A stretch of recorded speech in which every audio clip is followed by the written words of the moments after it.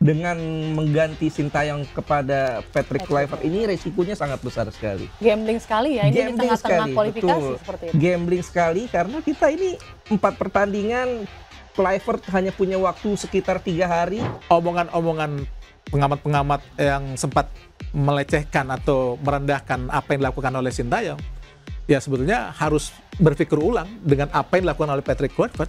Ahmad Dhani juga menyatakan bahwa naturalisasi itu baiknya dari Korea Selatan dan Afrika. Memang apa bedanya dengan naturalisasi Eropa atau bule gitu?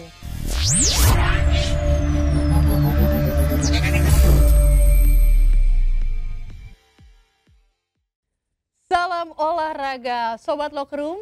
Setelah 4 bulan lamanya ini Timnas Indonesia sudah melakoni kualifikasi Piala Dunia 2026 zona Asia. Pada edisi November, Indonesia sudah berhadapan dengan Jepang dan juga Arab Saudi. Kali ini di bulan Maret, Indonesia akan kembali melakoni kualifikasi Piala Dunia. Nantinya akan melawan Australia dan juga Bahrain pada tanggal 20 dan 25 Maret mendatang. Dan bersama saya Raditya di podcast Locker Room. Kali ini kita akan membahas bagaimana kira-kira perakiraan di Timnas Indonesia di bawah era kepelatihan yang baru Patrick Kluivert dan apakah PSSI dapat memenuhi target untuk lolos ke Piala Dunia. Saya tak sendiri. Saya kali ini bersama dengan 2 pengamat sepak bola, yaitu Bung Abdul Haris, Bung Ais. Salam olahraga, Bung. Apa kabar, Bung? Alhamdulillah baik. Dan juga Bung Ahai nih, siapa yang nggak kenal Bung Ahai nih? Bung Hadi Gunawan, apa kabar, Bung? Alhamdulillah, salam olahraga yuk. Sehat ya, Bung ya? Alhamdulillah. Alhamdulillah nih, Bung. Nah, sebelum ke pertanyaan nih, Bung, kita nih akan throwback sedikit nih ya. PSSI kan memperkenalkan pelatih baru setelah Sintayong diganti, ada Patrick Kluivert dan kolega, ada Alex Pastoor, lalu ada Danny Lanzat, Gerard Vandenberg, dan juga beberapa staf yang lainnya. Ini kan kesana nih PSSI ini memperkenalkan secara gencar seperti itu ya. Dengan harapan Timnas Indonesia ini dengan pelatih yang baru yang dapat berkomunikasi dengan baik. Baik itu oleh kepada pemain dan juga para supporter seperti itu. Dan juga PSSI juga gencar ini viralnya video untuk ngajak makan nasi Padang gitu ya kan. Kayak membangun kedekatan Indonesia. Tanggapan Bung Hadi dan Bung Ais sendiri bagaimana? Saya dulu atau Haris dulu nih? Bebas. Bung Ahai dulu. Sebetulnya kalau melihat pergantian pelatih itu dilihat dulu sebetulnya apa sih yang mau dicapai dari pergantian pelatih ini. Kalau menurut saya sebetulnya tidak ada sesuatu yang urgent sebetulnya untuk mengganti pelatih. Awalnya dari saya ya, karena bagaimanapun apa yang sudah dicapai sama Sintayong itu kan sudah untuk ukuran sepak bola Indonesia, di awal bagaimana Indonesia ada di peringkat 174 dunia sampai ada di 127 dunia, itu kan menggambarkan bahwa bagaimana beratnya perjuangan sebuah tim nasional yang istilah kata kurcaci lah di jajaran sepak bola dunia itu. Indonesia sebenarnya kurcaci, tidak dilihat lah sama apa namanya negara-negara lain bagaimana kekuatan sepak bola Indonesia. Jangankan di dunia atau di ASEAN aja kita masih dilirik sebelah mata sama Thailand ataupun juga Vietnam. Itu awalnya ya, sampai akhirnya Sintayong sukses membawa tim nasional Indonesia lolos dari ronde 1, ronde kedua sampai ke ronde ketiga. Ini sebuah, kalau buat saya pribadi, ini sebuah pencapaian yang sangat-sangat luar biasa buat ukuran negara sepak bola seperti Indonesia yang dibilang sangat kurcaci. Nah, Sintayong sukses untuk sampai di ronde ketiga dan sampai juga di peringkat ketiga di lawan-lawannya yang sangat luar biasa. Kecuali Bahrain semuanya hampir sudah masuk Piala Dunia. Mungkin hanya Bahrain juga kalau dihitung Indonesia sebagai negara Hindia Belanda. Mungkin Indonesia juga dihitung sebagai negara yang pernah ke Piala Dunia. Tapi itu kan tahun 38, sangat jauh. Nah itu sebuah pencapaian yang luar biasa. Tiba-tiba harus ada pergantian pelatih. Nah buat saya pribadi sebetulnya, apa sih sesungguhnya alasan untuk mengganti Sintayong itu? Itu yang menjadi PR tersendiri. Mungkin orang bilang masalah komunikasi, ada masalah di locker room atau segala macam. Itu kan masalah persepsi. Itu belum bisa dibuktikan juga betul benar atau tidaknya. Masalah komunikasi toh sebenarnya banyak orang juga mengatakan ya mungkin Sintayong tidak biasa ya sebenarnya. Ya biasa, Sintayong nggak bisa mungkin nggak bisa bahasa Inggris, memang benar. Butuh translator. Tapi kan banyak orang juga yang bilang bahwa hal itu sudah terselesaikan dengan sangat baik lah. Nah mungkin tiba-tiba masalah komunikasi dengan masuknya pelatih dari Belanda ya, mungkin secara komunikasi ya memang terjalin dengan sangat baik, tapi kan kita belum tahu bahwa chemistry yang terbangun dan segalanya itu kan belum tentu juga tercapai dengan sangat baik. Harus diingat ya bahwa di luar pemain Indonesia yang akan berkumpul di tanggal 15 ya Riz ya? Tanggal 16 Maret ini. Pemain-pemain yang dari Eropa itu mungkin berkumpul tanggal 17 Maret. Baru latihan. Baru latihan di Australia juga langsung. Kita juga belum tahu hal itu tersebut akan menjadi satu yang memberatkan. Tapi kalau masalah komunikasi ya mungkin kalau masalah komunikasi ya bisa tercapai lah dengan masuknya pelatih-pelatih dari Belanda. Gimana? Kalau Bung Ais bagaimana? Ya, kalau menurut saya memang ini agak PSSI sendiri tidak terbuka ya. Sebetulnya ada masalah apa dengan Sintayong? Ini kan harus dijelaskan. Ketum beberapa kali saat di waktu preskon mengumumkan pemecatan Sintayong dia mengatakan komunikasi dan dia mencari pelatih yang strateginya bisa didiskusikan oleh pemain. Nah ini agak lucu menurut saya. Ini yang kalau seandainya didiskusikan pada pemain, kalau kalah siapa yang mau jawab? Pemain kah atau pelatih? Karena seorang pelatih itu boleh saja bersikap keras kepala, boleh saja bersikap batu otoriter, karena dia yang akan bertanggung jawab kalau timnya kalah. Dan sepakat tadi apa yang dikatakan Bung Aha ya, bahwa Sintayong ini sudah mencapai apa yang ditargetkan oleh PSSI, lolos Piala Asia, kemudian juga sekarang sudah sampai peringkat ketiga dan masih bisa bersaing untuk bukan hanya lolos putaran 4, bahkan kita bisa lolos langsung loh. Bisa lolos langsung, betul, belum pernah dalam sejarah kita Indonesia bisa lolos langsung. Masih ada 4 pertandingan lagi, kalau kita dapat poin saja di 3 pertandingan 7 poin, kans kita untuk lolos langsung masih sangat-sangat terbuka. Artinya dengan mengganti Sintayong kepada Patrick Kluivert ini resikonya sangat besar sekali. Gambling sekali ya, ini di tengah-tengah kualifikasi seperti itu. Gambling sekali karena kita ini 4 pertandingan, Kluivert hanya punya waktu sekitar 3 hari. Pemanggilan pemain 16 Maret, kemungkinan baru bisa latihan bersama 17 Maret, ya. 17, 18, 19. 3 hari aja ya. Betul, 20 sudah main. 3 hari. Apa yang bisa dilakukan oleh seorang pelatih baru? Ini susah. Tapi ya sudahlah, ini keputusan sudah diambil. Sekarang tinggal bagaimana. Kita tinggal lihat aja Riz ya. Betul, tinggal bagaimana Patrick Kluivert dan Alex Pastoor, Denny Lanzat bisa melakukan apa yang bisa dilakukannya dalam 3 hari itu. Dan ini yang dilawan kan Australia. Australia ini memang betul Australia kehilangan 11 pemain, betul. Tapi tetap Australia adalah Australia. Mereka punya pengalaman internasional yang lebih bagus ketimbang Indonesia. Dan mereka juga pengalaman lolos Piala Dunianya lebih banyak ketimbang Indonesia. Artinya walaupun mereka 11 pemain ini absen, termasuk Harry Souttar ya, yang punya tinggi 200 cm, 197. Iya, sekitar ya itu ya 197 sampai 2 meter ya, ada yang mengatakan 197, ada yang mengatakan 2 meter. Tetap Australia bermain di kandang sendiri. Kans untuk mereka lebih difavoritkan lebih tinggi. Ini tentu perjudian yang sangat-sangat besar yang harus dilakukan oleh Patrick Kluivert dan timnya. Jangan lupakan juga yuk, Australia itu lebih sering bertarung di Asia dibanding kita. Betul, ya, beneran. Betul. Jadi ada gap yang cukup jauh juga ya, Bung? Oh, harus jauh sebetulnya, itu aja. Nah ini tadi kan ngomong-ngomong Sintayong lagi nih, kita throwback sedikit. Sebenarnya udah move on belum sih dari pergantian pelatih? Kalau itu bukan masalah bukan masalah move on tidak move on ya. Maksudnya kita harus jujur, harus fair menilai bagaimana performa yang diciptakan seorang pelatih.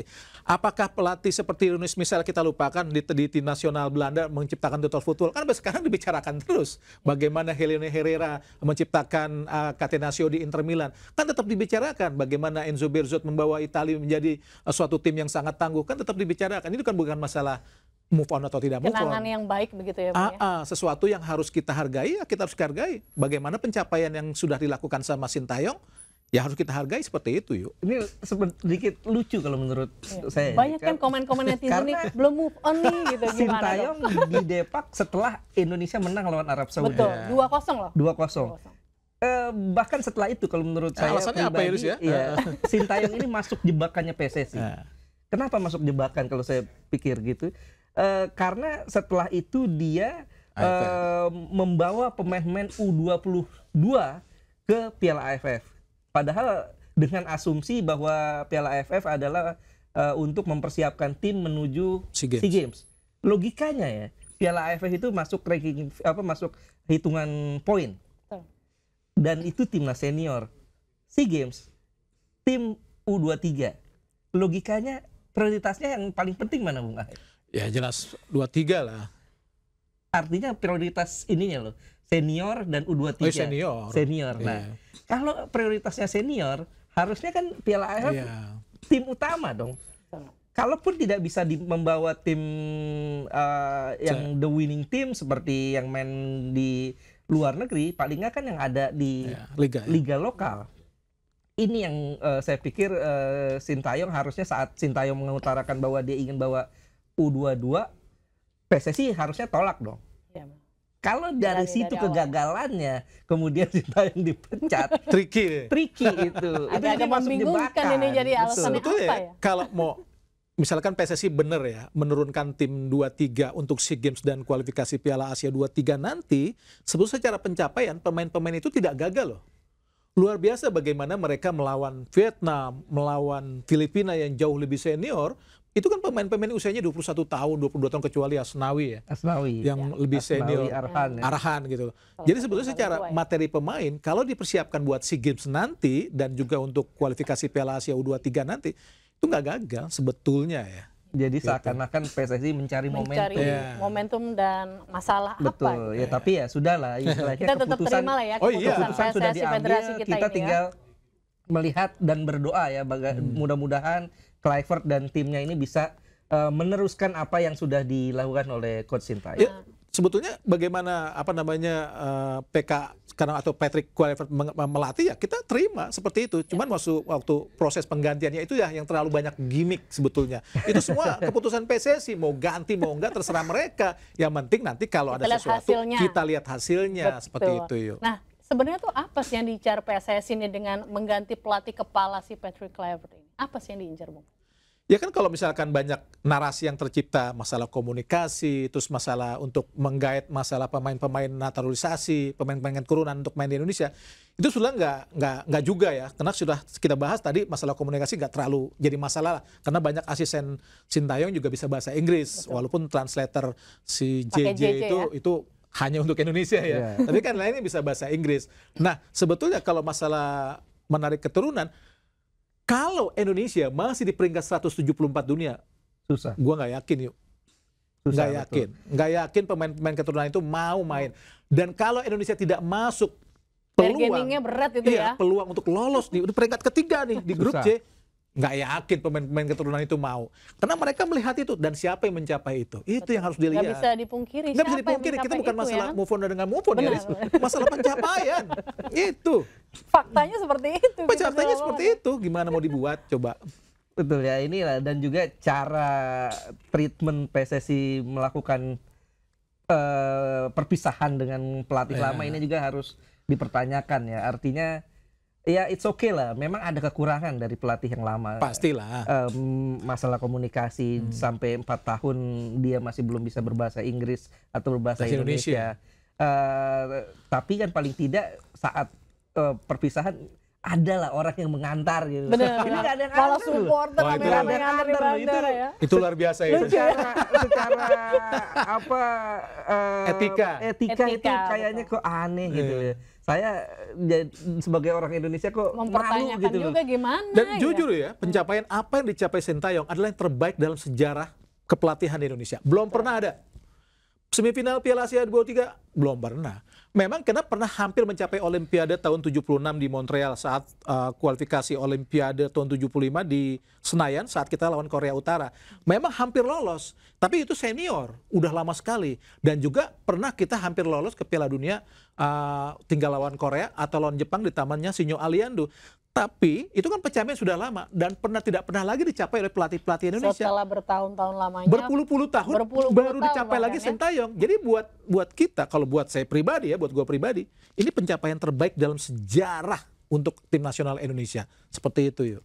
Oke, lalu sebenarnya apa sih perubahan yang dibawa Patrick Kluivert di Indonesia? Ada nggak sih perubahan yang dirasakan nih sampai sekarang? Iya, kita belum lihat perubahan. Harapannya mungkin seperti apa? Gitu. Iya, tapi ya kalau kita lihat apa yang sudah dilakukan Patrick dan timnya, ini ada sisi positifnya juga ya. Artinya memang Patrick Kluivert dia sowan ke beberapa klub di Liga 1, ke Dewa United dan dia datang ke beberapa pertandingan, ini nilai plus lah. Artinya proses seleksinya ini cukup ketat begitu, Bung?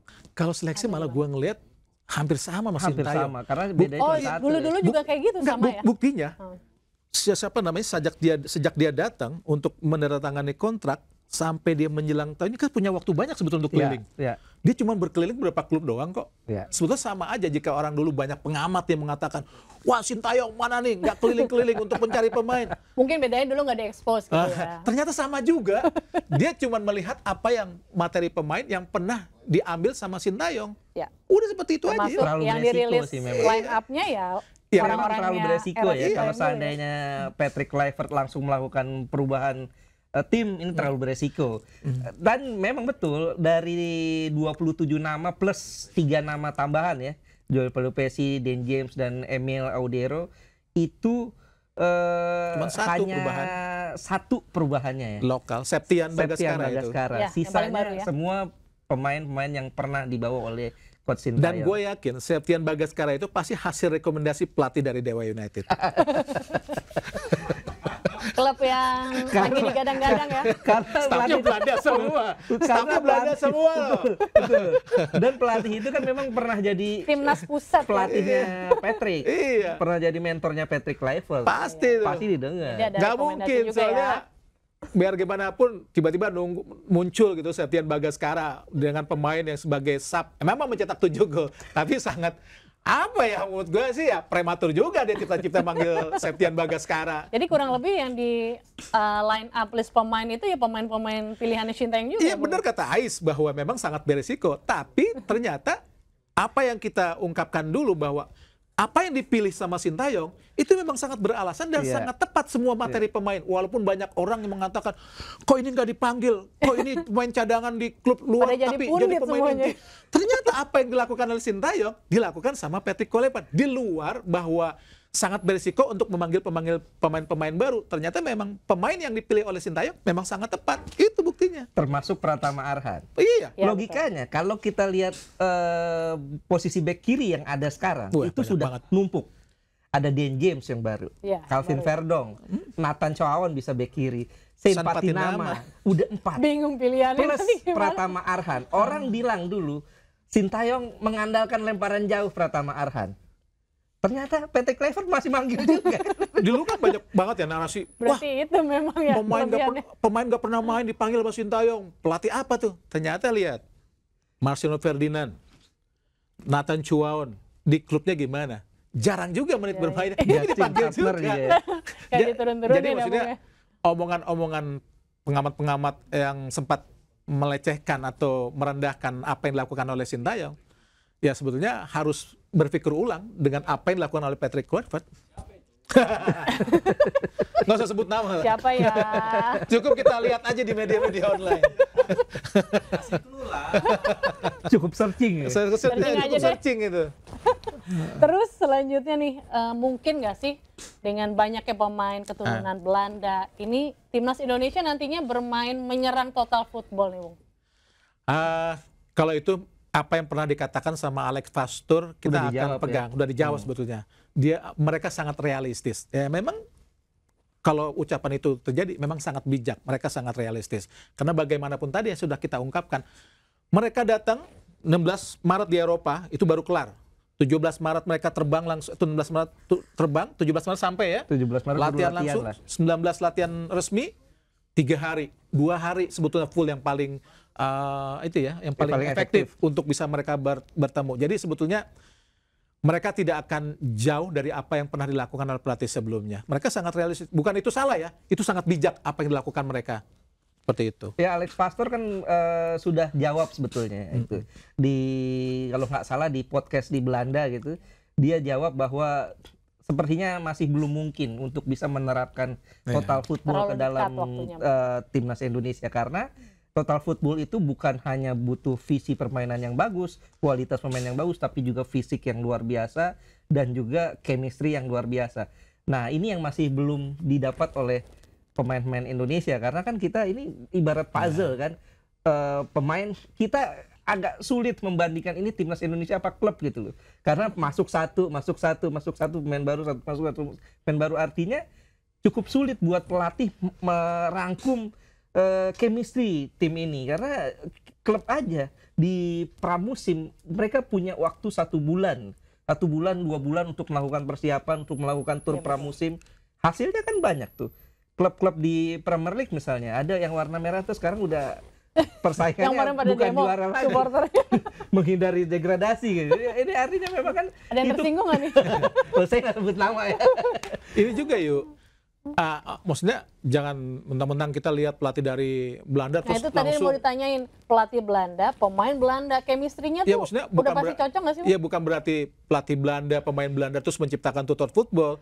Toh tutor football sendiri yang paling sempurna dimainkan kan paling eranya Johan Cruyff atau zamannya Rinus Michels, setelah atau tahun 88 saat mereka juara, karena pelatihnya memang Rinus Michels dan pemain-pemain materinya mendukung. Tapi kalau yang sekarang kan belum tentu pemain-pemain Indonesia yang berasal dari Belanda itu, yang keturunan Indonesia Belanda itu kan sebetulnya bukan pemain-pemain utama juga di Belanda. Sebetulnya pemain-pemain juga yang tidak terlalu terkualifikasi masuk ke liga-liga utama Belanda. Ya, jadi mereka belum tentu juga bisa untuk memainkan total football, apalagi dicampur pemain-pemain lokal kita yang pemahaman taktik bermainnya aja, ya sebetulnya perlu dicermati. Jadi nggak terlalu mudah, dan memang nggak mudah untuk menjadikan total football. Jadi secara chemistry mungkin komunikasi lah terbangun dengan baik. Tapi menciptakan apa yang diinginkan orang tentang total football Belanda sulit. Bahkan Belandanya sendiri, timnas Belandanya udah nggak main total football. Pragmatis. Kita lihat Piala Dunia 2022 kemarin, bagaimana Louis van Gaal memainkan skema permainannya. Itu pragmatis. Main bola panjang, kadang-kadang mengandalkan sundulan. Lah artinya memang total football itu memang membutuhkan kualitas tim yang luar biasa. Artinya sulit buat Indonesia memainkan itu. Dan saya juga merasa bahwa kita jangan terlalu naif lah. Memang kita cukup banyak pemain-pemain diaspora ya. Kalau nggak salah sekarang sudah 19 orang ya, 19 orang. Tapi kita lihat dong, apakah pemain diaspora kita ada yang grade A? Saya kok ragu gitu. Gue kok ragu bahwa pemain beberapa yang di klub. Kalaupun ada yang bisa dibilang grade A, mungkin cuman J.I. Jazz. Itu pun mainnya kan di Venezia, bukan di klub besar. Milan, Inter. Iya, kalau Milan, Inter bolehlah kita sebut grade A. Tapi oke lah kalau ada yang disebut grade A, J.I. Jazz, karena main di Serie A. Selebihnya Tom Hai main di Belanda, itu pun Almer lagi. Kemudian Kevin Dix main di FC Copenhagen.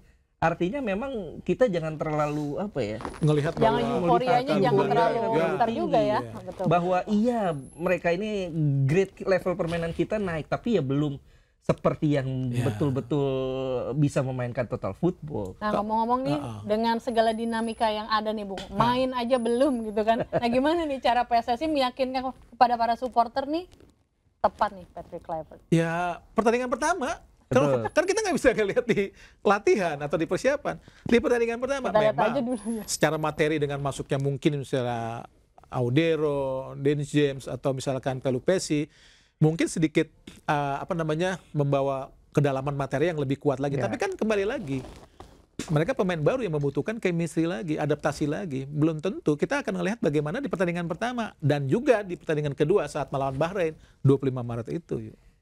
Dan gue kalau lihat dari pemain baru nih, kan ada 4 nih. Selain Pelupesi, kemudian Dan James dan Emil Audiero dan Ole Romeni, ini yang paling signifikan Ole Romeni. Sementara klubnya juga kelihatan banget ya. Iya, karena itulah yang kita butuhkan. Pemain di lini depan, nomor 9, walaupun Ole Romeni, dia bukan 9 sebetulnya. Walaupun Ole Romeni bukan nomor 9 asli ya, dia lebih cenderung sebagai winger ataupun sebagai nomor 10, second striker, tapi paling enggak dia bisa memainkan nomor 9.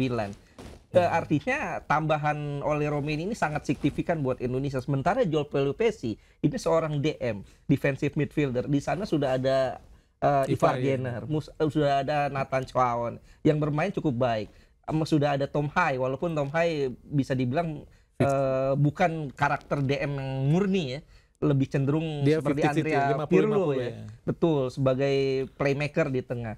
Dan di kiri ada Dan James, itu udah ada Verdonk yang mainnya bagus. Di kiper sudah ada Martin Pas yang cukup bagus, artinya tidak terlalu signifikan. Tapi memang betul bahwa 3 pemain tambahan ini memperdalam, artinya mempertebal kedalaman skuad kita.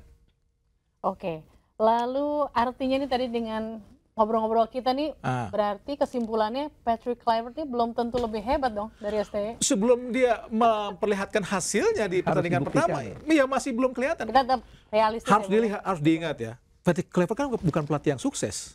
Ya. Di Curaçao, yang notabene pemain-pemainnya berbahasa Belanda, secara komunikasinya harusnya bagus, dengan materi pemain-pemain dari Eropa, dia gagal. Jadi kita akan melihat bagaimana dia performanya di pertandingan pertama saat melawan Australia. Ditambahkan di pertandingan kedua, mudah-mudahan mereka atau Patrick bisa menciptakan hasil yang bagus buat Indonesia agar peluang kita tetap terjaga itu yuk. Pokoknya pertandingan pertama kuncinya. Pembuktiannya tetap di lapangan. Kita saksikan nanti ya, 20 Maret nanti ya kita bertandang di Australia. Iya. Karena kalau lawan Australia kita kalah itu berat. Sebelumnya tuh leg 1 tuh kita 0-0 di GBK. Kalau kita kalah berat karena 3 pertandingan sisanya itu ada Jepang. Apalagi kalau di Sydney kita kalah, di GBK apakah itu lawan Bahrain atau lawan China, kita kehilangan poin, selesai udah. Ingat, Bahrain baru juara teluk dan Cina baru menaturalisasi beberapa pemainnya. Jadi harus dilihat itu. Banyak juga saingan kita ya. Betul. Belum tentu dengan 19 pemain keturunan itu kita pasti menang. Belum tentu. Artinya kan memang Bahrain dan China yang nanti bakal kita hadapi itu bukan Bahrain dan China yang dulu pernah kita lawan. Ingat pelatih Bahrain ngomong apa? 4 bulan lalu sebelum kita tandang ke Indonesia, kita dalam situasi mental yang tidak bagus. Tapi setelah dia juara teluk, mereka memperlihatkan kepercayaan diri yang luar biasa. Itu harus hati-hati Indonesia. Kayak gitu. Tadi udah jiper dulu nih ke GBK nanti kan ketemu para supporter gitu. Udah pasti kalau jiper mah. Apalagi sold out lagi. Sold out lagi kan. Ayo dapat tiket? Oh udah pasti. Tiket terusan ID card. Saya tidak pernah pakai tiket. Nah selanjutnya nih sebelum kita lanjut, aku mau ada 5 pertanyaan nih sedikit nih. Nanti tinggal jawab setuju atau tidak ya, Bung Ais sama Bung Aha ya. Barengan ya. Aku kasih pertanyaan 1, setuju atau tidak bareng jawabannya. Oke. Sama alasannya. Biar penasaran juga nih Mas ini pemirsa di rumah nih. Oke, yang pertama. Ini udah tahu sih jawabannya, tapi pengen lebih jelas lagi aja. Setuju atau tidak Patrick Kluivert lebih kompeten dari STY? Tidak. Oke, jawabannya tadi udah ya? Udah. Bisa di-scroll lagi, di-review lagi jawabannya. Review aja nanti, gampang. Oke, jadi tetap Shin Tae-yong nih ya? Iya, bukan. Sampai selama ini masih Shin Tae-yong. Karena memang Patrick Kluivert ini belum terbukti ya sebagai seorang pelatih. Oke, lalu yang kedua. Ole Romeni setuju atau tidak jadi jawaban lini depan timnas Indonesia? Setuju. Bisa jadi, setuju. Kenapa setuju, kenapa bisa jadi? Ya itu tadi, sebetulnya sudah disebutkan ya, selama ini kita tidak ada benar-benar striker murni. Walaupun oleh Romani tadi sudah disebutkan bukan striker yang 9 murni, tapi dia bisa memainkan itu dengan baik seperti itu. Kalau Bung Ais, iya, kenapa paling bisa enggak jadi? Ada tambahan baru lah, ada harapan baru di lini depan. Karena sebelumnya udah ada beberapa nama ya. Betul, dan juga karena kan sebelumnya memang pelatih Shin Tae-yong kan tidak memainkan nomor 9 murni. Nah mudah-mudahan di era Coach Patrick bisa memainkan nomor 9 murni, sehingga kalaupun bukan Ole Romeni yang main di posisi striker kan ada Ramadan Sananta yang kualitasnya juga lumayan bagus untuk level di liga ya. Siapa namanya? Ya itu tadi murni ada dari lokal tadi Sananta sama Hoki Caraka. Tapi secara kualitas jika tampil di Asia ya belum terbukti juga. Belum Ragnar bisa. juga. Ragnar winger. Winger ya. Yeah. Oke, lalu yang ketiga naturalisasi kiper hanya cukup 1. Enggak setuju. Enggak sih. Alasannya harus ada pelapis ya? Harus ada pelapis. Kalau tiba-tiba cedera gimana? Tapi cocok nggak sih Emil Audero nih? Oh secara lagi rame. Secara roots, secara akar ya, secara asal usul ya setuju. Setuju dong. Asal usul kelompok banget Brazil aja punya kiper bagus banyak. Ederson, Alisson Becker, banyak banget. Tapi kan kita lihat Emil Audero kan klubnya juga nggak terlalu ya sejelek-jelek klub Italia di Serie B tetap aja lebih bagus. Nah, yang nyebutin di luar. Berarti ada Martin Paes, Emil, sebelumnya masih kiper-kiper yang Nadeo, lama ya, Nadeo. Nah, oke. Dengan harapan lini belakang kita makin kuat ya, Bung ya. Harusnya makin Semuanya. kuat. Harusnya makin kuat. Lalu selanjutnya, Rangers belum cukup kompeten untuk merumput di Timnas Indonesia. Nggak setuju. Nggak setuju sebetulnya. Nggak setuju. Kenapa? Tapi kenapa belum jadi starting Ya, 11 nih, Bung? Ya mungkin belum, adaptasinya kurang bagus ya. Biar gimana pun dia Karena berasal dari, termasuk muda. enggak, bukan masalah mudanya. Dia kan udah berasal dari kompetisi yang tentu aja lebih bagus dari klub PSV Zwolle di Belanda. Itu menandakan bahwa secara kualitas mereka memiliki standar yang oke. Mungkin ya chemistry atau adaptasi yang bermain di Asia kan nggak sama dengan bermain di Eropa. Di Asia tuh trikinya banyak. Contoh saat kita melawan Bahrain misalkan, bagaimana triki lawan China, di Cina juga trikinya bagaimana. Pemain-pemain Eropa kaget-kaget. Kayak Mes Helgers bagaimana ngadepin wasit di pertandingan melawan Bahrain. Bingung dia. Nah mungkin itu yang belum didapat sama Eleanor Randers. Selain chemistry adaptasi tentang permainan di Asia seperti itu. Karena juga mungkin banyaknya pemain ya, pelatih juga harus Bagus itu pilih-pilih ya. itu bagus kalau selektif banyak juga. pemain. Iya, ya artinya memang Eliano kan levelnya level Liga Belanda. Dan dia sering starter juga di PSV Zwolle. Dan memang kalau dulu Coach Sintayong bilang bahwa dia masih belum layak masuk timnas, ini patut dikritisi juga sih. Karena kan Eliano direkrut, dinaturalisasi kan atas Rekomendasi dia juga. Bukan masalah dia belum pantas sebetulnya. Itu tadi, dia belum bisa adaptasi dengan bagus dengan suasana Asia. Kan banyak bagaimana pemain-pemain yang dari Eropa bingung dengan culture-nya beda ya. Culture-nya Eropa beda. nih, drama-drama. Asia tuh jauh juga. Mereka melihat pemain Bahrain, pemain Saudi guling-guling. Banyak dramanya iya, ya. sinetronnya banyak Beda banget. sama yang di Eropa. Semuanya Neymar. Oke, lalu terakhir, setuju atau tidak, nggak ada nama Sayuri bersaudara di timnas, di wing nih. Nah ini sebetulnya gue nggak setuju ya. Iya. Gua ngelihatnya gini loh. Di zaman Sintayong, walaupun pemain naturalisasi kita banyak, pemain keturunan kita banyak, tapi setidaknya ada 13 pemain lokal. Gue dukung naturalisasi. Tapi saat ini cuma 11. Dan Sayuri termasuk yang memiliki performa Terbaik. oke di Liga 1. Seharusnya adalah Sayuri di situ. Ya ini keputusan pelatih, kita lihat. Ya, gue nggak setuju juga sih. Karena minimal Yakob lah. Kalau Yance nggak masuk nggak apa-apa. Harus Yakob ada lah. salah satu lah ya, buat memperkuat. Bukan masalahnya Yakob Sayuri ini punya kontribusi bagus kalau dia dalam kondisi fit. Kita ingat bagaimana gol cantiknya Marcelino Ferdinand saat lawan Irak di pertandingan pertama Piala Asia. Itu kejeniusan seorang Sayuri loh, Yakob Sayuri. Bagaimana dia bisa ngolongin pemain Irak, terus passing di antara pemain-pemain belakang Irak. Ini kelas, pemain yang punya kualitas dan ketenangannya sangat bagus. Artinya kalau seandainya dia masuk, ini tentu memperkaya pilihan di lini serang. Nah kalau dengan tidak adanya mereka berdua, penggantinya siapa nih Bung? Kalau di sekarang sebenarnya ada lah, maksudnya banyak. Di kanan kan ada Kevin Dix, ada Sandy Walsh, Eliano Randers sendiri juga bisa bermain di posisi itu. Sebetulnya memang agak beralasan ya tidak masuknya Yakub Sayuri karena memang pilihan di kanan banyak. Tapi itu kan sebetulnya bagaimana Sintayong ngebangun tim itu bukan hanya tentang masalah ngebangun pemain dengan pemain-pemain keturunan, tapi bagaimana mengembangkan pemain lokal seperti itu. Iya, kalau gue pikir dengan tidak masuknya Yakob Sayuri ini sedikit kasih gambaran bahwa sebetulnya Patrick Kluivert dan timnya ini tidak ingin memainkan 3-4-3 karena otomatis dia akan memainkan fullback sepertinya. Kemungkinan akan mengulangi strategi Sintayong saat lawan Arab 3-4-1-2 karena kan sayapnya saat itu yang bermain adalah dua back sayapnya, Verdong dan Sandy Walsh saat itu. Verdong center back lawan Saudi. Lawan mana nih? Lawan Saudi. Lawan Saudi. Verdong sayap. Kan di situ terlihat bahwa tidak memainkan winger, tapi di sayapnya dia memainkan full back.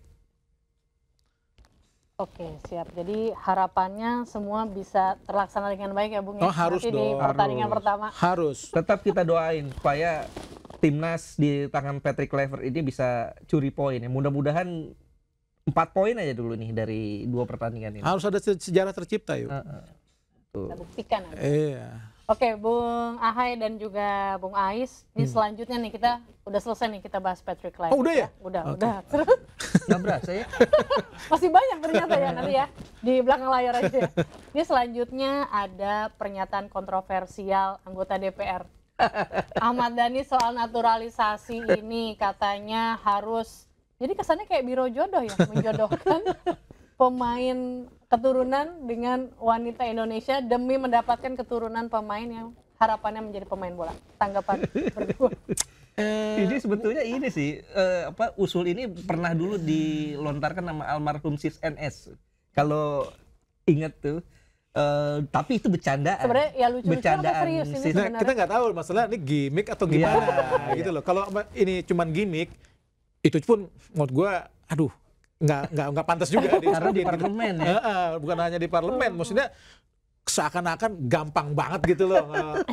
Orang kita atau wanita kita dijodohkan orang barat terus tiba-tiba ngelahirin pemain bola, kan nggak gitu ngelahirin pemain bola.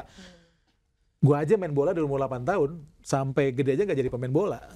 Jadi belum tentu pemain bola ya anaknya juga Belum concern tentu dengan lah. bola ya kan. Belum tentu. Ini sama di rumah anak gue mainnya basket kan. Ya, artinya memang kalaupun itu terjadi anaknya kan belum tentu mau jadi pemain bola. Atau bisa jadi kalau anaknya perempuan gimana? Main bola putri. Putri. Main bola tuh proses. Gitu. Dan dari hati juga ya, Oh Bung, iya nggak bisa dong, dipaksain, passion yuk ya. kamu harus jadi pemain bola Ya ya nggak gitu. bisa lah. Kayak Christian Gonzalez mungkin kan begitu hebatnya eranya dulu, anak-anaknya ada yang cowok, nggak ada yang nurun ada, juga ya, Bung cewek. ya. Atau mungkin yang nurun Maman Abdurrahman ya. Kalau Ya banyak beberapa- Haris Salisbury. Betul. Haris Salisbury tuh si Hanan tuh Betul. Persija itu kan. Bejo almarhum Ya, Bejo almarhum. Sugiantoro. Banyak Kemudian Purwanto. juga- Betul. Jadi harapannya ini cuma bercandaan aja ya dari anggota Mudah-mudahan. DPR ya. Mudah-mudahan. Gimmick-gimmick aja ya. Tapi kalau nggak bercandaan, ya tolong diperbaiki lah narasinya. Direvisi lagi iya, ya. sebagai anggota Bung DPR. Dhani. Gitu ya. Pokoknya jangan begitulah. Oke, terus next ya.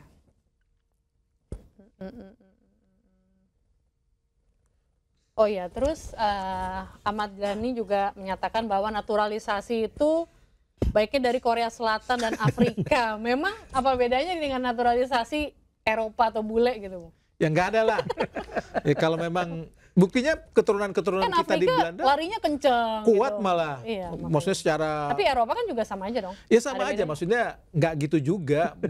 Maksudnya kalau misalkan keturunannya dari Eropa bahkan ya mungkin bagus-bagus atau dari Korea bagus-bagus ya tergantung itu tadi pembinaan lah, nggak mungkin kita harus dari keturunan ini ya nggak bisa lah seperti itu. Lagi pula sebetulnya kan kalau dia bilang keturunan-keturunan yang selama ini bule sebetulnya salah.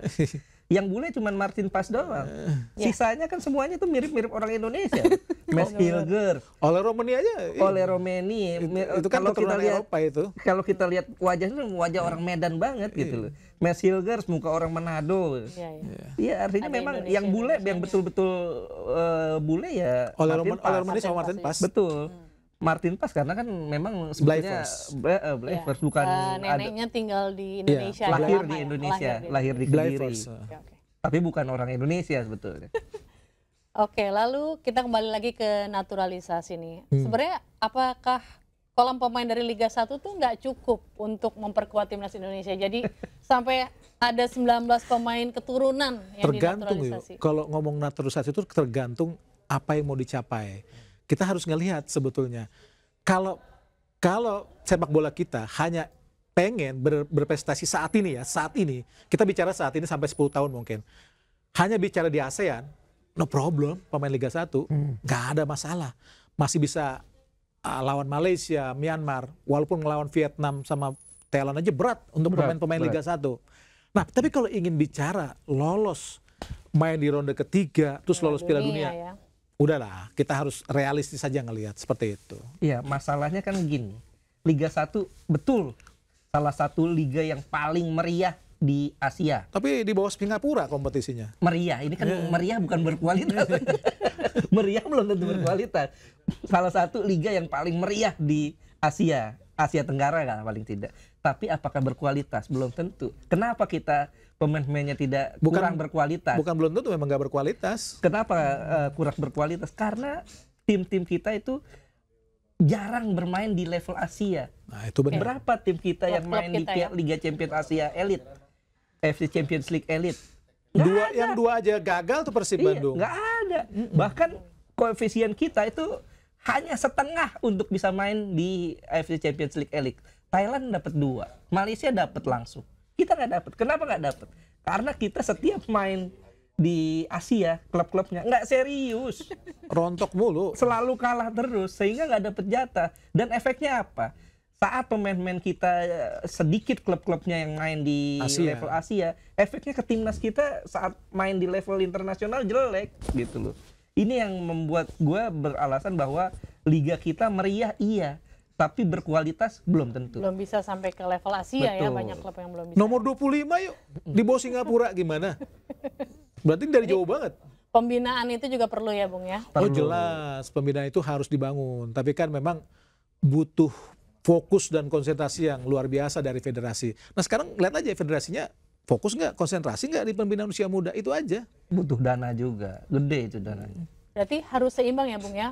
Banyak menaturalisasi pemain, tapi pembinaan juga harus sejalan. Naturalisasi itu sebetulnya efeknya bagus. Contoh ya, kalau kita berprestasi di Asia, kalau kita mengikuti kompetisi lanjutnya nanti, di event lanjutnya nanti, setidak-tidaknya secara undian, kita di potnya bagus.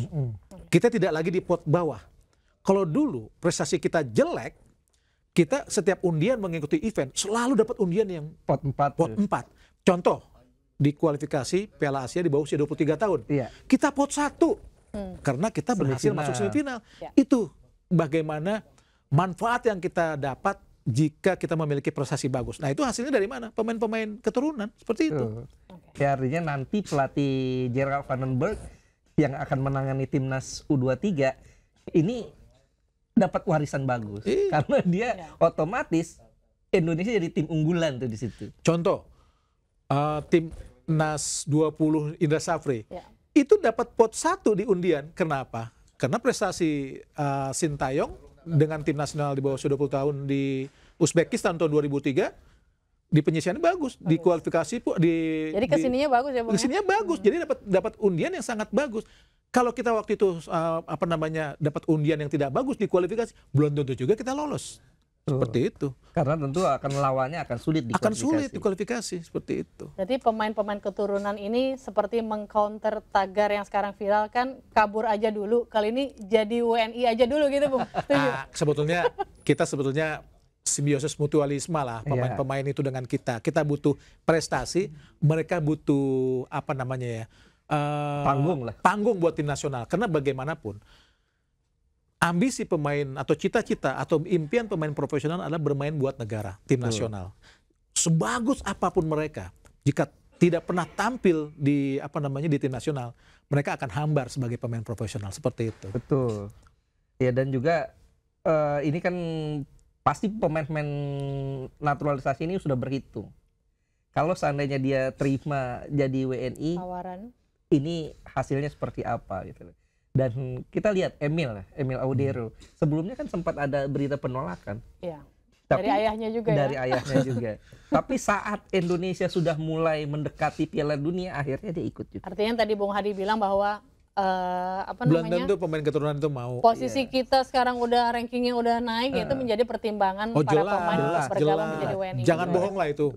Udah pasti gitu sih. Ditawarin uang nggak sih Bung untuk jadi WNI itu? Ya enggak lah. Bahwa itu tadi impian bermain buat tim nasional tuh lebih mahal. Cita-cita mereka itu memang untuk melengkapi CV mereka sebagai pemain sepak bola adalah bermain buat tim nasional. Bohong mereka, sebagus-bagus mereka di klub juara champion juara ini, kalau tidak ada catatan di Transmarket atau di mana segala macam, tidak ada tim nasional, hambar buat mereka. Seperti itu. Dan juga jangan lupa satu, ada pengaruh netizen Indonesia yang sangat luar biasa. Oh iya. Betul. Langsung followersnya naik. kemudian bikin apa aja jadi laku kan.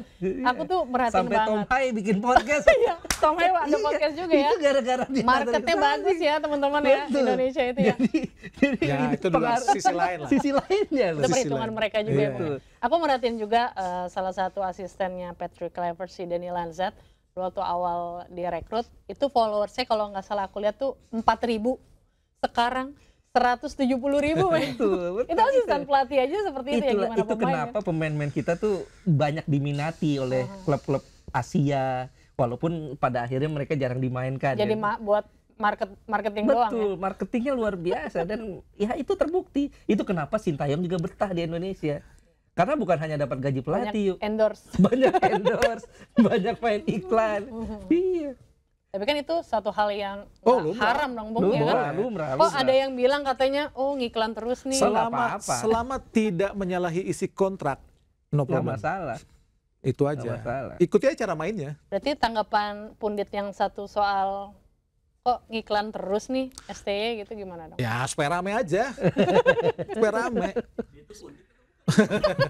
Jadi sah-sah aja ya Bung ya, mau sah-sah pemain, mau pelatih. Sekarang federasi. Itu kan demi timnas juga bukan? Sekarang federasi mempermasalahkan itu kayak enggak. Ya. Berarti kan kedua pihak, federasi dan juga pelatih sangat profesional mengikuti cara main mereka, mengikuti aturan main.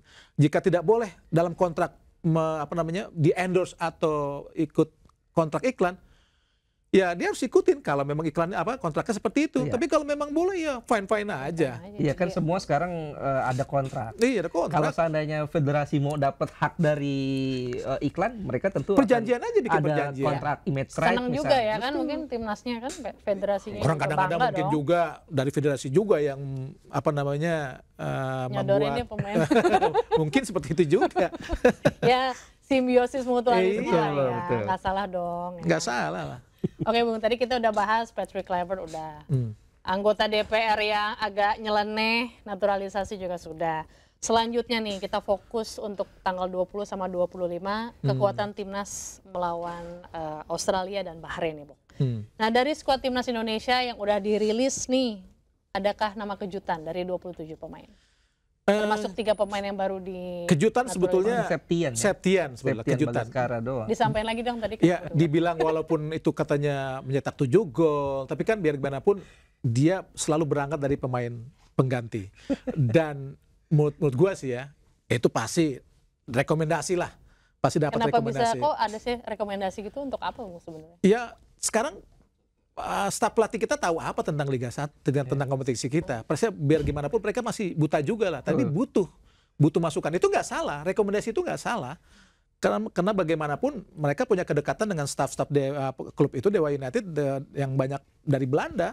Ya nggak masalah, dia pasti minta masukan. Oh, lu kan udah tahu di sini lama, siapa sih pemain yang bagus? Mungkin masuk ini. Dia lihat hasil rekomendasi, oh oke. Ya udah, dia rekrut. Iya, dan juga kan kalau kita lihat memang betul Patrick Kluivert dan timnya ini sudah beberapa kali datang ke stadion, tapi apa itu cukup untuk melihat Iya. Waktunya kualitas sangat pemain? singkat ya Bung, pemain ya. gitu. Cuma berapa Mungkin, bulan nggak ini. mungkin. Iyalah. Oke. Buktinya pemain yang dimasukin itu aja. Iya. Iya kan? Ya, Berarti hanya memang- diracik-racik dikit aja nanti ya. Ya, itu kita tinggal lihat di tanggal 20 dan tanggal 25. Kembali lagi lihat nanti di Iya. laga pertama. Nah dengan masuknya 3 pemain lagi, Emil Audero, lalu Dan James dan Joel Joel Pelupesi ini nanti ada yang tersingkir nggak Bung dari 3 ini? Ya buktinya. Berat nggak siapa nih nanti? Ya buktinya udah banyak yang tersingkir tuh, kayak misalkan Asnawi. itu kesingkir, Sayuri Sayuri ya, kesingkir. bahkan Sayuri bersaudara nih. Tapi memang kalau masuknya Pelupesi agak sedikit memperbaiki menambah ketebalan lah Iya. di lini tengah. Karena kita butuh gelandang bertahan yang benar-benar gelandang bertahan yang kelasnya Liga Belanda. Ivar Jenner kan di kasta kedua. Nah ini benar-benar di Liga Belanda, Pelupesi. Setidaknya masuknya dia ya sedikit, bukan sedikit, benar-benar menambah kekuatan timnas. Ya memang kemungkinan ada beberapa yang tersingkir ya. Seperti kalau kita prediksi bisa jadi kayak Muhammad Ferrari bisa jadi akan tersingkir. Dan pemain-pemain lain, Hoki Caraka bisa jadi itu tersingkir. Kalau hoki mah cadangan udah pasti. Di Iya. depan soalnya Ya, banyak karena kan banget nanti nih bintang walaupun ini. total kan sekarang udah 30. Kemungkinan nanti yang akan dibawa cuma sekitar 23 pemain 23. tuh. Itu Artinya nanti ada akan 7 yang pasti tersingkir ada ya? 7 yang tersingkir ya, 2 nama tadi ya. dan salah satu kiper ya antara Hernando atau Nadeo itu pasti karena ada udah salah ada satu. Emil dan Ya, Martin mungkin mereka berangkat semua, cuman masuk Itu. 23-nya Masuk 23-nya belum tentu. gitu. Berangkat sih berangkat pasti ke Australia. Ya. Gitu. Oke, lalu dari beberapa nama langganan yang nggak dipanggil lagi oleh Patrick Kluivert, ada nggak sih yang disesalin nih yang nggak dipanggil lagi? Sayuri. Sayuri itu. Sayuri dan Elkan Bagot sih sebetulnya. Walaupun Elkan Bagot menolak ya kabarnya kita nggak tahu kebenarannya seperti apa. Kalau Mark Locke gimana? Kayaknya kok dia pengen tanggung apa gimana? Nggak usah sama Patrick Kluivert, sama Sintayong yang udah kesingkir di posisinya. Ya kita ini aja lah, maksudnya realistis aja bahwa Mark Locke memang sudah kalah saing dengan gelandang-gelandang yang ada. Apalagi sekarang masuknya Ya. Pelupesi ya, selesai sudah. Mungkin kalau Mark Locke 10 tahun lalu kita sesalkan. Cuman karena Mark Locke-nya sudah kelamaan di Liga Indonesia 1. jadi ya udah jadi karakternya betul-betul Indonesia. Liga 1, iya. Kualitasnya Liga 1. Karena kan banyak loh. Banyak pemain-pemain yang main di luar masuk ke Indonesia tuh jadi Kalau dia mainnya masih di Skotlandia, Nah. itu masih oke lah. saat awal-awal dia masuk dulu di PSM tuh ya itu Masih oke. sangat disesalkan kalau dia nggak masuk. Pemain era lama ya Bung ya, Tuh. udah banyak yang baru gitu kan. Ya. Oke, lalu dengan skuad timnas Indonesia saat ini, gimana kira-kira perakiraan starting line up, starting 11 nanti di laga pertama? Ya, pasti nggak terlalu banyak perubahan kecuali Pelupesi mungkin. Ya. Pelupesi mungkin akan menggantikan posisi Variener untuk menemani Tom Haye. Tuh. Karena memang bagus, maksudnya memang standarnya bagus kalau Pelupesi. Kalau yang lain sih siapa? J.I. Jess, Martin Pas, atau Sandy Walsh, terus Mes Helgers, Verdong, Orat Mangun mungkin masih main lah. Ya. Ya kalau lawan Australia paling bedanya dua sih. Pelupesi dan Iya. Ole Romeni. Karena Ya. Laknar kan udah pasti nggak bisa main kan. Ya. Ya, feeling gue sih Patrick Kluivert akan kembali menampilkan pola yang peninggalannya Sintayong. Kurang lebih sama. Kurang lebih sama, 3-4-1-2. Satunya itu Marcelino sepertinya. Duanya itu Romeni dan Rafael Strijk. Di sayapnya tetap Verdong dan Kevin Dix. Di tengahnya Pelupesi dan Tom Haye. Belakangnya 3 center back yang memang langganan Sintayong. Mes Hilgers, J.I. Jess, Rizky Ridho. Kipernya mungkin yang bisa jadi diskusi panjang apakah Emil Odero atau ada 2 laga Martin terdekat Pas. nih ya, mungkin bisa Martin Pas dulu, yang kedua baru Emil. Betul. Cuman agak terlalu beresiko sih kalau Pasti Emil Martin dimainkan. Pas main. Iya, terlalu beresiko karena Emil kan baru cuma 3 Baru hari gabung banget kumpul, ya. masa langsung main. Oke, terus tadi ngomong-ngomong Kevin Dix nih, kan dikabarkan juga belum tentu bisa main. Ini satu hal yang bisa merubah starting line up nanti kita nggak sih? Ya kalau dia tidak dalam kondisi yang fit, ya bisa aja diganti. Ya. Pasti berubah dan Masih banyak pilihan ya, ya. Patrick Kluivert pasti mengubah formasi yang ada. Tapi kalau memang dia fit, 100% pasti posisinya buat Tapi di Kevin. laga Copenhagen terbaru katanya dia nggak dimainin nih. Jadi Ya. kira-kira bisa gabung nggak ya nanti di tim? Kalau gabung mungkin gabung ya. Dia kan masih ada kesempatan main di tanggal 25. Kita akan lihat. Kan masih ada 1 pertandingan lagi tuh sebelum dia terbang ke Indonesia itu. Tanggal 16. Tanggal 16 masih main dia. Jadi artinya kita bisa lihat di situ tuh. Dan kalaupun Kevin Dix nggak main kan pilihannya masih banyak. Masih banyak. Ada Sandy Walsh, ada Eliano Reinders di situ. Iya. Masih Jadi oke lah. nggak ada masalah. Oke, lalu untuk di tanggal yang terdekat ini tanggal 20 kan Indonesia melawan Australia. Kita bertandang ke Sydney ya Bung ya? Ya. Ke Australia nanti. Gimana peta kekuatan rival kita? Analisis calon rival seperti apa Bung? Ya kalau kita dengar atau kita baca di berita memang ada 9 sampai 11 ya 11 pemain mereka yang pemain. cedera. Memang pasti mengurangi ya kekuatan mereka, tapi jangan juga dilupakan bahwa pelapis mereka juga bukan pemain-pemain yang biasa-biasa aja. Ada di situ ada Jackson, ada Aziz, ada siapa namanya. Ya mereka tetap Masih memiliki banyak ya kekuatan-kekuatan yang sangat baik lah seperti itu. Ya artinya masih sulit lah kalau kita bilang bahwa Australia ini akan lemah terus kita dengan mudah mengalahkan. Ntar dulu. Ini Australia tetap Australia dan mereka main di kandang sendiri. Ini tentu yang harus diwaspadai oleh PT Waspada ya, Klep. kita bertandang ke Australia nanti ya. Betul. Oke, ini aku mau tanya nih sama teman-teman kru di sini. Kira-kira dalam pertandingan ini yang yang menentukan kemenangan itu dari wasit atau dari pemain? Oh, kenapa kok bisa wasit jawabannya? Wasitnya dibayar yuk. Ya, jadi belum tentu pemain juga ya. Wasitnya dibayar itu. Oh ini Iya. kayak ngingetin Kalau kita. nggak mau jadi wasit. Wasit dibayar loh itu. Oh gitu. Iya benar-benar dibayar yang benar apa yang nakal nih. Yang ngomong soal wasit, kita kan ngomongin lagi waktu terakhir lawan Bahrain ya, Alkaf ya. Jangan sampai ya Bung ya kita nanti dapat wasit gitu lagi. Nanti selanjutnya kita bakal dapat teman-temannya Alkaf nggak sih Bung? Ya di Untuk luar laga kita selanjutnya? bisa saja mendapatkan wasit kayak gitu, tapi pemain kita harus sudah terbiasa dengan wasit-wasit seperti itu. Memang mungkin ada kesalahan wasit di pertandingan sebesar kualifikasi Piala Dunia, tapi jangan dipungkiri juga, toh wasit ini tidak terlalu mendapat teguran dari FIFA, berarti dia memimpin dengan sesuai aturan. Tapi memang mungkin ada beberapa yang tidak berkenan. Nah itu Indonesia tuh harus bisa melihat hal-hal seperti itu. Tadi makanya pemain-pemain yang dari Eropa kan belajar juga dengan tradisi atau kebiasaan yang ada di Asia. Nah Indonesia harus biasa untuk hal-hal seperti itu. Dan jangan lupa yuk, apa yang dilakukan oleh Ahmed Alkaf itu tidak menyalahi aturan yuk. Betul. Buktinya Karena juga aturannya FIFA itu, juga nggak ini. Nggak ada. Aturannya itu wasit tidak boleh mengurangi, tapi boleh menambah. Artinya apa ya? Tapi kan dari menit 96 ke 99 jauh, Bung. Ya Betul. memang, tapi kan ini. Tapi tidak ada aturan bahwa dia tidak boleh menambah. Kan mereka itu kalau nambah melihat apa yang terjadi di lapangan. Misalkan kayak perawatan, ada pergantian, ada selebrasi, ada tiba-tiba eksekusi pelanggaran, itu kan harus dilihat. Kalau memang itu benar-benar memakan banyak waktu, ya harus ditambah. Seperti itu. Yang perlu diperhatikan adalah kan fokus kitanya. Iya. Fokus Jangan kitanya. sampai ke distract ya, cuma Betul. gara-gara. Ya, yang salah sebetulnya wasit itu apa? Momennya nggak tepat. Betul, momennya nggak tepat. Pemain wasit yang udah harus meniup masih dipanjangin. Padahal harusnya kita kan menang ya kemarin, malah seri 2-2 lawan Bahrain. Nah ngomong-ngomong soal Bahrain, main di GBK, kita jadi tuan rumah. Peluangnya, kans kita gimana Bang? Misi balas dendam nggak sih kita?